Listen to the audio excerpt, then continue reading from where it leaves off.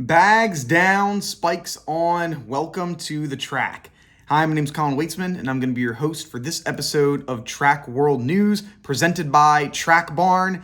And today we have a ton of topics and a lot of really interesting ones that I want to talk to you about. Sha'Carri Richardson makes her return in the 100-meter dash in a crazy fashion. A lot of people overreacted to it, and I'm going to say how this is actually history just repeating itself.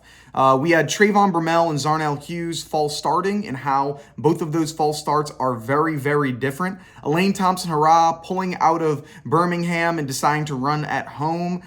And then we have Seville, a new sprinter on the books in Jamaica who is here to make noise and is taking over so far, especially at just 21 years old. Before we go any further, I want to give a huge shout out to the sponsor of today's video, Manscaped. As track athletes, we're going to be running tons of miles every week and can be really sweaty and gross after a hard day of practice, but those days are behind us. Manscaped just sent me their brand new performance package, which comes with the Lawnmower 4.0 trimmer, Weed Whacker ear and nose hair trimmer, Crop Preserver ball deodorant, Crop Reviver toner, performance boxer briefs, and a travel bag to hold all your goodies. Look, I've tried a lot of razors in my day, but the Lawnmower 4.0 is just different. Its ceramic blade helps reduce grooming accidents, LED light allows you to shave anytime, anywhere, and since it's waterproof, you can even take it in the shower if you want. When shopping with Manscaped, use code TWN at checkout to get 20% off your entire order, plus free shipping worldwide. Show up to your next meet looking good. If you want to be the best, you gotta look the best. Link is in the description, and now back to the video. Or for our first topic, Sha'Carri Richardson. So Sha'Carri, she makes a return, a long-awaited return to track and field. We haven't seen her since September of last year. There have been a few different times where she was going to be coming back. We thought that she was going to be coming back 2 weeks ago, maybe 3 weeks ago. It just didn't happen. And then we see some things on a heat sheet list for the Duval Classic, which is an American Track League race, saying that she might be competing at the Duval Classic. And then the word gets out and boom, there it is. Sha'Carri is making her return at the Duval Classic this past Saturday. And so let's first just talk about the meet overall. So if you weren't able to watch it, you didn't get to tune in, the weather and everything about it was insane. So it was originally scheduled to race at 6:00 p.m. Eastern Standard Time, but due to rain and lightning and thunderstorms, that got pushed back 2 hours and 45 minutes. So it didn't actually start up until 8:45. To tell you how bad this weather was, 85 athletes that were scheduled to compete ended up pulling out of their race, their jump, whatever it was. So there were 85 athletes that due to weather didn't end up running. So that just goes to show you how bad this rain actually was. So it was definitely coming down like just sheets of rain. It was a crazy, crazy environment. We didn't see too many crazy times. Devin Allen running a 13:17, ninth fastest time in the world. That's the only other notable time that we really saw. Everything else was not too great. So now let's get into Sha'Carri Richardson and what she ended up doing. So like we said, meet got delayed 2 hours, 45 minutes. She was now running at 9:20 p.m. Aleia Hobbs won with a time of 11:28. Brittany Brown came in second with a time of 11:30. Twanisha Terry, her training partner, came in third with a time of 11.34. Sha'Carri Richardson came in fourth with a time of 11:37. And then Marybeth Sant-Price came in fifth with a time of 11.38.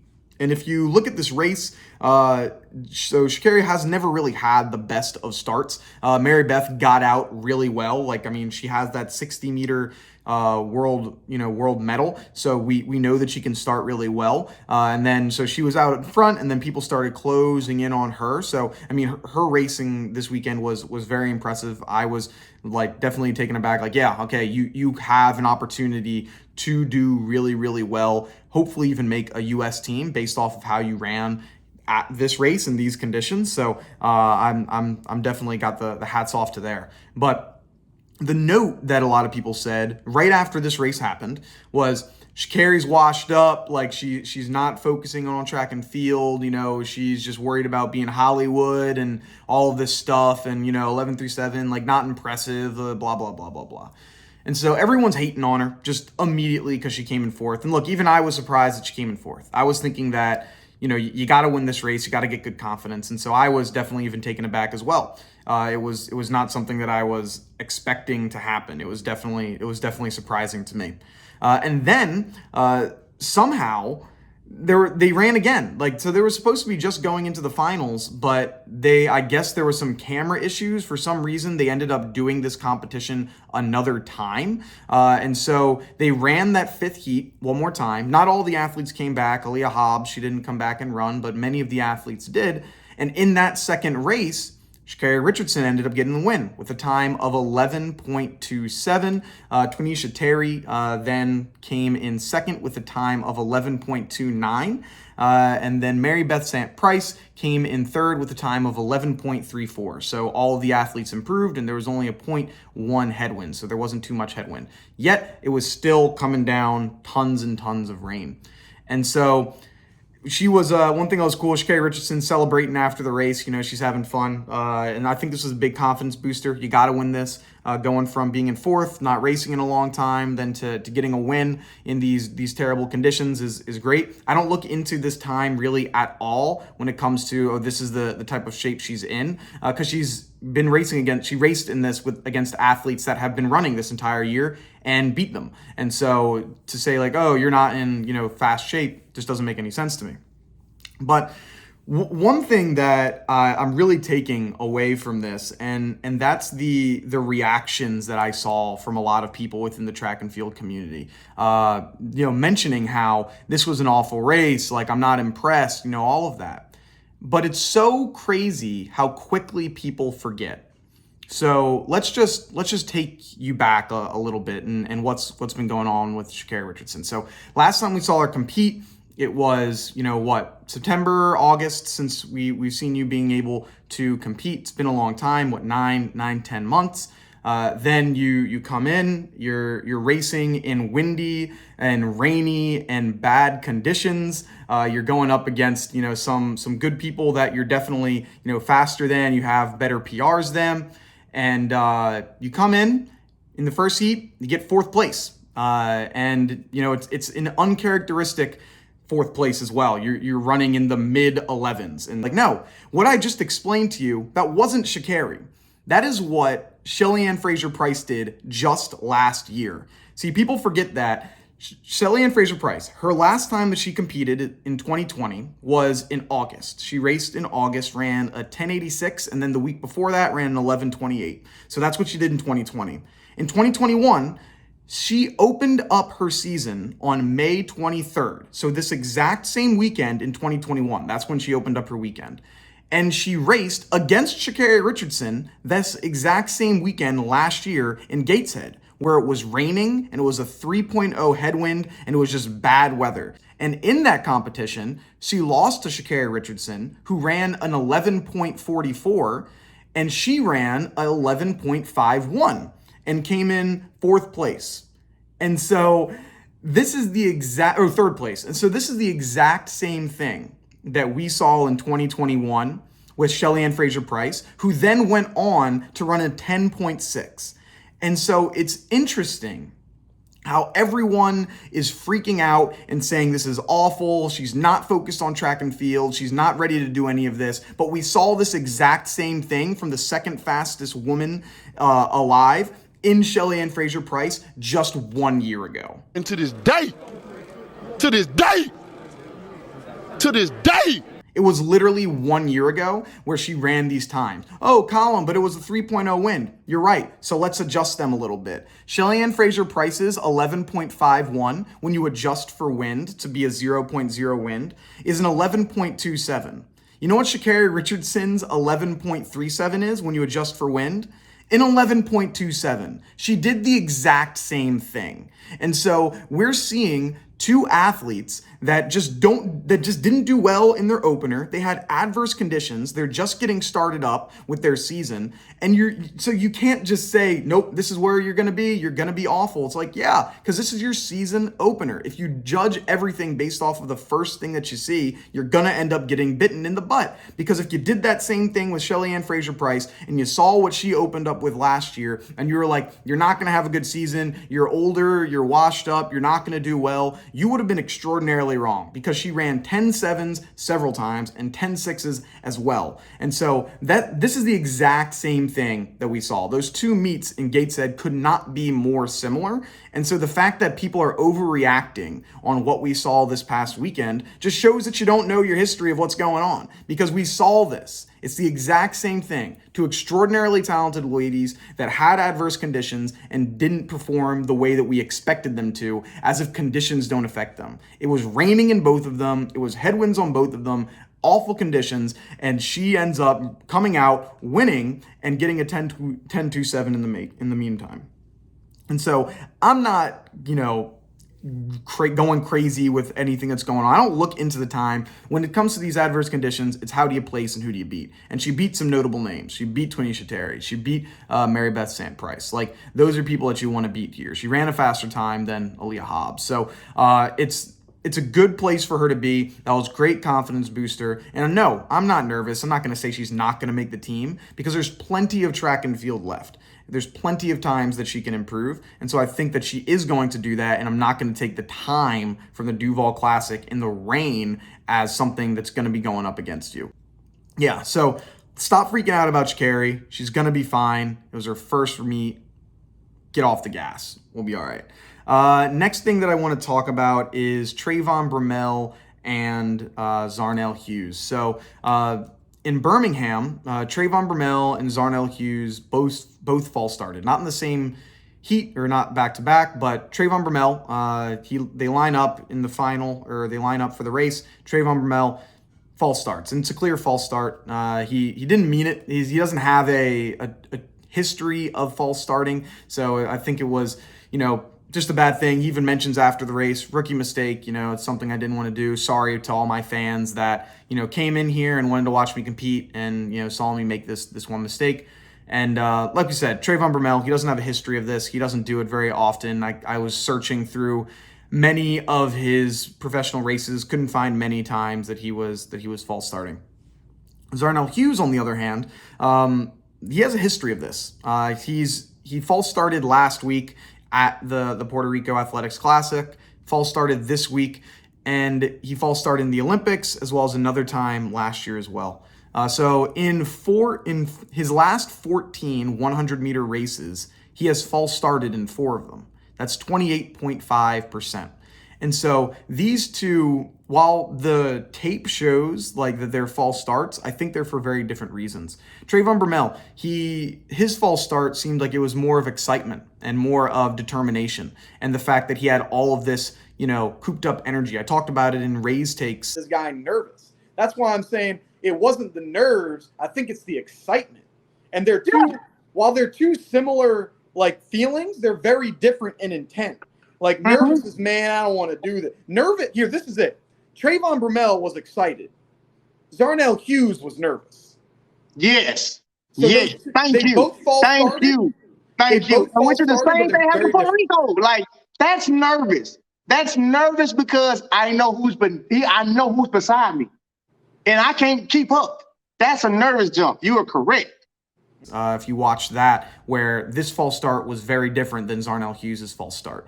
With him, it seemed a lot like, I know that I want to show the world I can run internationally, and I want to do very well here. I have all of this emotion and excitement, and I can't wait to show you what I can do. And he was just too locked in and too in the moment, and that ended up getting back to him. And so I think the fact that he did false start is almost a good thing here, where, okay, now he goes back in his head, all right, I got to calm down. I can't be, having all this adrenaline pumping and going crazy, because, that can get you to be antsy and you might do something that's not, in your character. And so I'm not worried about him. I think this is actually going to be something like, all right, good, let me take that away with me. Let me put that in my mind. All right, I'm not going to do that again. I think so. I think that was out of excitement and anticipation. Zharnel Hughes, I think I might have been a little more on the nerve side. Zharnel Hughes has a history of this. Like we mentioned, he's false started 28.5, nearly 30% of his 100-meter races, and over 20% of all of his races. So he's had some issues with this, especially being an elite level athlete. Like, it's something you really don't want to see. And, you know, once again, I'm not like in his shoes. I don't know anything. I don't have any insider information. I don't know what's going on in his head, in his personal life, or anything like that. But what I can go off of is my personal experience with things like this. As I've mentioned, I probably mentioned a million times on this show, so if you're hearing it for the 1,000,001th time, sorry, but I do want to bring it up that I've had issues with competing at larger meets, or just competing at meets when you might have expectations, and in my case, no hiding, since I was a pole vaulter, and it seems like he may have a similar thing where it comes with false starting when it comes to track meets and the 100. It's like, there might be some nerves there. There's something, you know, the race anxiety might be getting to you. And, you know, something that I did when I was going through that was seeing a sports psychologist and being able to, you know, discuss what type of things you're feeling before your competition, before your race, and seeing what those issues might be, and how it can flesh out. And there's no shame in that. I mean, there are hundreds of thousands of track and field athletes around the world. And almost all of them, I would say all of them. There are hundreds of thousands of track and field athletes in this world, and all of them get those pre-race jitters before they're competing. And it just varies between on what kind of things they are. It could be excitement, I can't wait to get to compete. It could be, oh no, this is a big time race and I don't want to mess up. And so there's a wide variety of what it is. And once you do it once, it kind of like is a slippery slope. And so now that one time can turn into two, and that two can turn into three. And so it can easily snowball and just compound to become a really huge problem. And if you don't nip it in the butt early, it's going to be a constant issue for you. And that's something that I had to deal with. I started no hiding a lot, especially at big competitions. And in my season, I believe it was my sophomore year, I didn't kind of nip that in the bud. I didn't, you know, meet a sports psychologist yet. I just thought I could figure it out myself. And I ended up no hiding about half of my competitions that year. And then we, you know, got us some help, figured out what was going on, and then, you know, it was a lot better in the following seasons. And so I would kind of, you know, recommend a similar thing for him. Like, look, man, first issue is you got to recognize you got an issue, and you have an issue. It's clear. I had an issue. I recognized it. And then, you know, meeting someone, finding how you can get help, and then being able to compete at the highest level, because you got talent, kid.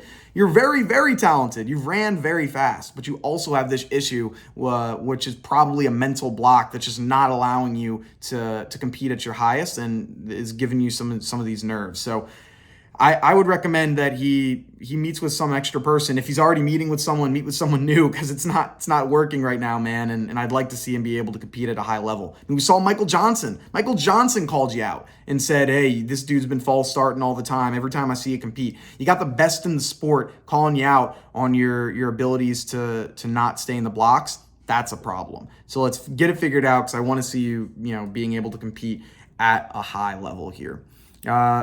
Up next, we're going to transition to an athlete that was supposed to be at Birmingham, but ended up not actually competing in Birmingham, and that is Elaine Thompson-Herah. So Elaine Thompson-Herah scheduled to race in Birmingham, but she mentioned before, got some injuries that I have to deal with, and I don't really want to compete. And so everyone's like, all right, that stinks. Would have loved to see you, you know, run in Birmingham, but she doesn't. And then we see that she actually gets announced to be racing in Jamaica. And so in Jamaica, she runs a 10.94 into a 1.8 headwind. Adjusted, that was a 10.82. So she runs very fast and does pretty well. You know, that's a you know, with how fast Elaine Thompson-Herah is, it's no crazy time for her. And then she actually goes on air after the race discussing why it was that she decided to run in Jamaica instead of Birmingham. Honestly, I'm pretty pleased. I was impressed to talk about my injuries and all that. I facing no challenges. I do face a lot. I'm at 100%, I must say. But I think it's a decision for me not to go to Birmingham and just to test here to see how I can move from that. But honestly, I wouldn't say I'm 100% today, but I'm still happy to get a 10.9. You know, that means I can still continue to work on my weak areas, and here is bothering me and to just use this race to carry me forward. You know, honestly, I don't like to talk about the Achilles. It's not 100%, but I'm coping with my shoulder. It's not giving me a one-time shoulder punch. It's giving me some discomfort. And when I travel, I do act up because I have to sit like this. So whenever I try to compete, it's acting up. But it's the least I can work with that. But today I tested and it feels much better than a couple days ago. So you know, I get it. Like, you know, she was probably feeling some type of, you know, just uncomfort. And it's like, look, I don't want to go all the way out to England when I'm having these issues, sit on this long flight, be able to run probably like an 11 something and then come back when I could just say, you know, I'm not going to do that. I'm going to stay at home and, you know, just kind of let it work out. And if I feel good, I'll go and race at this meet. And I think that's what she did. She stayed at home. She did well. And I'm not looking into it. There's plenty of time in between now and the World Championships. It's probably just like a precaution thing. Like, look, there's no, the reward to cost ratio just doesn't make sense here. So let me decide to stay at home and try doing that. So Oblique Seville, he is a 21-year-old Jamaican athlete. He ran a 9.86 at this same meet, the Jubilee Series in Kingston, Jamaica. It's the second fastest time this year behind Ferdinand Omanyala with a time of 9.85. So blistering speed. He's shown to be a top tier talent here. If you look at what he's done this season and in previous seasons, this was the very first time he's going sub 10. He had ran a 10.0 before, but to go and just, you know, say, forget all the 9.9s, I'm going to go right to the 9.8s. Very, very impressive for him, especially with him only being 21 years old. Very, very good there. And so he was averaging around the 10.1s, low 10s. He had a few 10.2s coming out, then blast this amazing 10.86. To give you some more notes on him, he made the semifinals in the Olympics with a time of 10.05. And many of his races so far have been exclusively ran in Jamaica. A lot of people will be like, oh man, like, can he run elsewhere? It's like, yeah, but look, this guy's running exclusively in Jamaica almost, outside of the Olympics. But that's what all of our college athletes do in the US. They almost run exclusively in the US, except for if they make the Olympics or whatever it is, because that's what you're in. And this guy's 21, just like many of our college athletes are. 21. So the fact that he hasn't done it in another country or whatever is not, I'm not looking into that. He's a college age kid. He's running in his home country, just like all of the other guys in the NCAA system are running exclusively in their home countries as well. So is he going to be someone that could make a final in the USA or in the 100 meters? It's possible.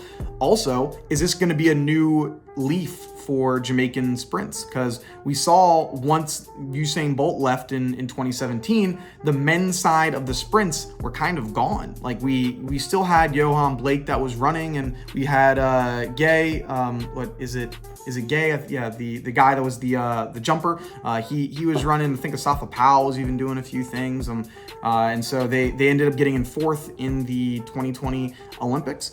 But the times weren't at that elite mark that we had seen them be. And could Seville be this new guy to bring Jamaica back, or the Jamaican men back? I think he could. I mean, you're running fast times at a young age. He could be that next guy that can run a 9.7 for Jamaica. So it's a name to definitely keep a lookout for, because Jamaica can be back. And are they back with Oblique Seville? It's a definite possibility. Let's keep a look on how he's going to be doing the remainder of the year. Obviously, it's just one competition. It was win legal. There wasn't too much win there. So I'm probably feel pretty good about him, him going on and competing and doing well. But let's see how you do in rounds. Like, is this going to be something where, you can do really well when it's one race, or will you be able to replicate this at the top level in championships when you're going to have to run 3 or 4 times, to get to that final? So we're going to have to see. I'm hoping that this is going to be a new resurgence for Jamaica. It's always great when we have those USA-Jamaica rivalries. Right now,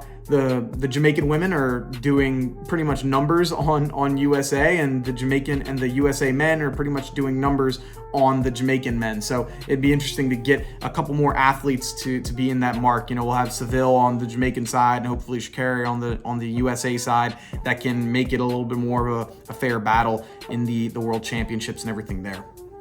But that's going to do it for us here with Track World News. If you enjoyed, please leave a like, subscribe, comment, leave a review, all that type of stuff. It really helps us know that you're enjoying the content here. We're going to be having the regional championship going on next week, and then I believe in 2 weeks we'll be seeing the regular NCAA championships. We're going to be doing a lot of good stuff for the major NCAA finals, so keep an eye out for that. That's going to do it for us here. Have a good one. Peace.